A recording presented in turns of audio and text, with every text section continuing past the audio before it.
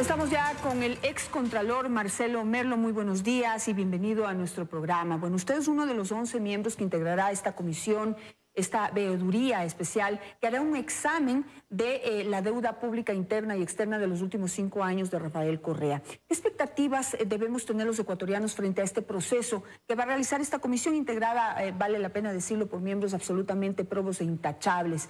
Estamos seguros que pues harán un trabajo técnico y no político. Gracias por invitarnos esta mañana, Janet.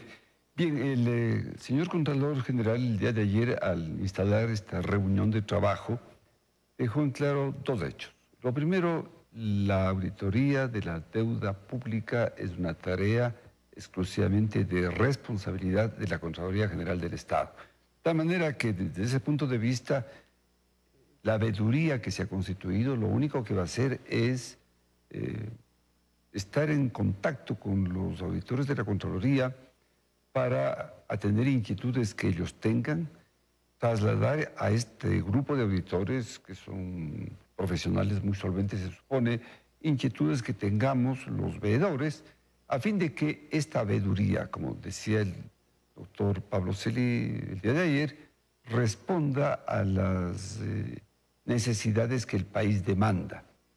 La deuda externa, la deuda pública, Janet, y ecuatorianos, es el lastre más grave que tiene esta y la nueva generación. Por lo siguiente, los ecuatorianos son muy hábiles para entender los números cuando se les presenta de forma muy sencilla. Esta deuda pública se dice que oscila entre 55.000 y 60.000 millones de dólares.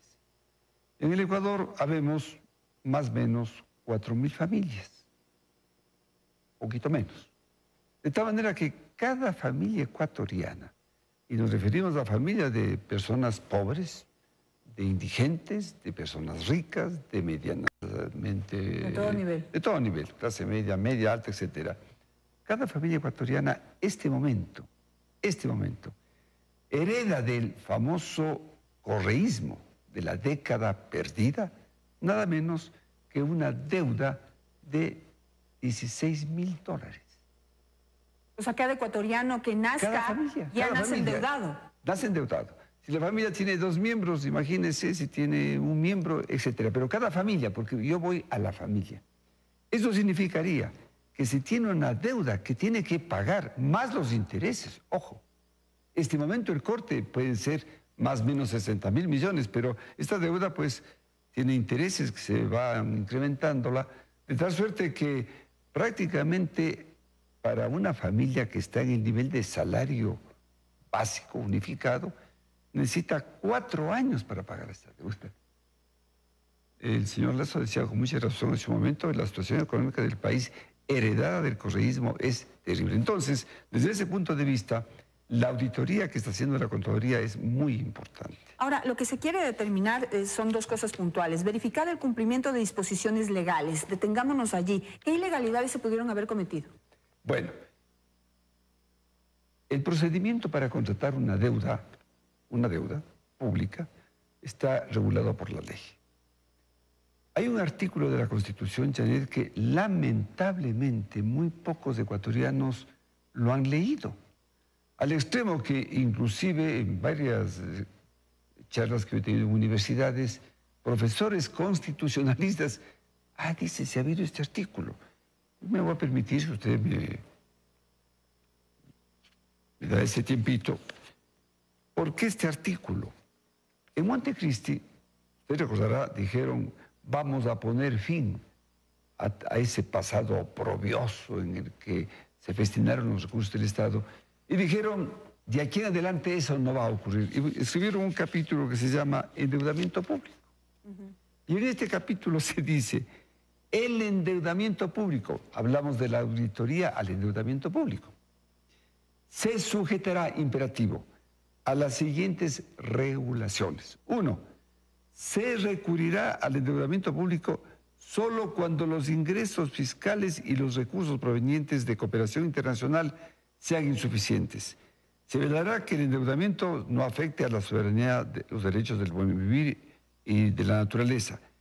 Con endeudamiento público se financiarán exclusivamente programas y proyectos de inversión para infraestructura o que tengan capacidad financiera de pago. Ahí donde puede estar la ilegalidad. Ese es el punto. Porque los recursos de la deuda, pues, pudieron haber ido únicamente al gasto público y a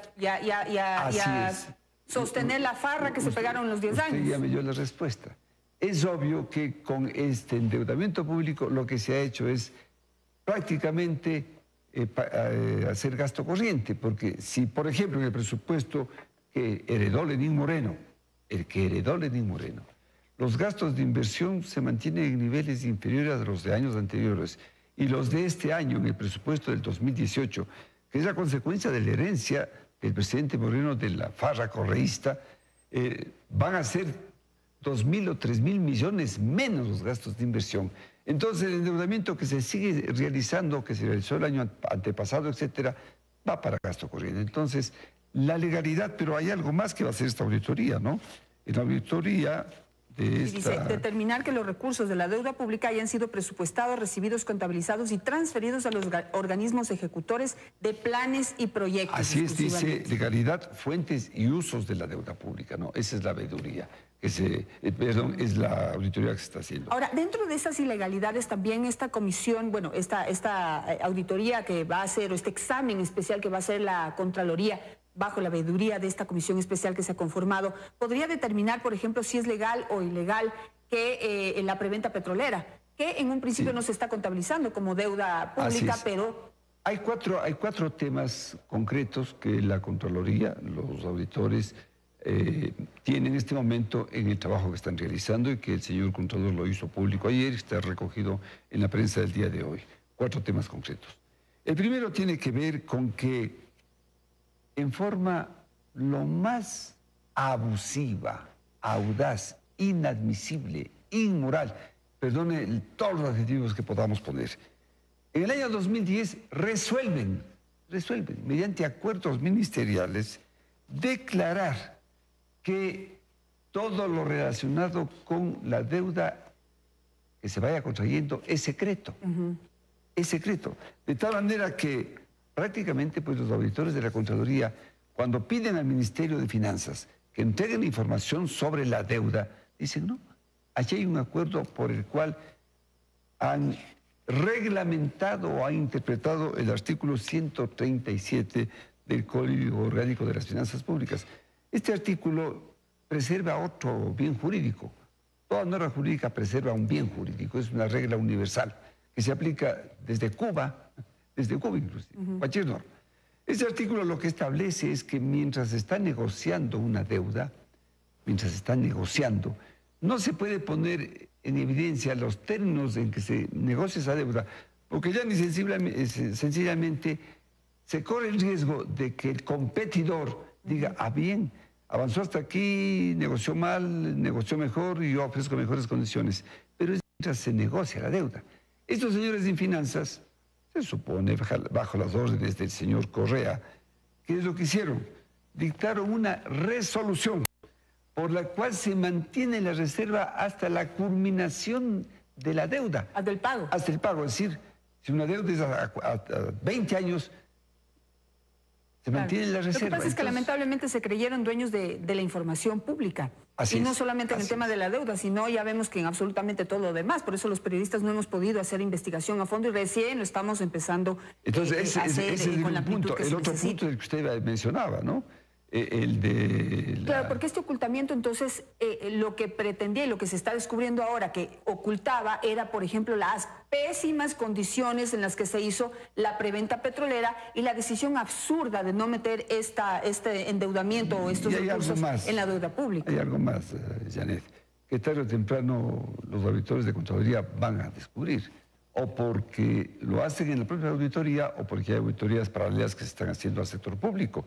Y es que detrás de cada contrato de esas deudas ha habido, ya sabemos, coimas, cohechos, concusión, etcétera, etcétera. Una cosa mínima es la que se ha demostrado recién con el tema del vicepresidente.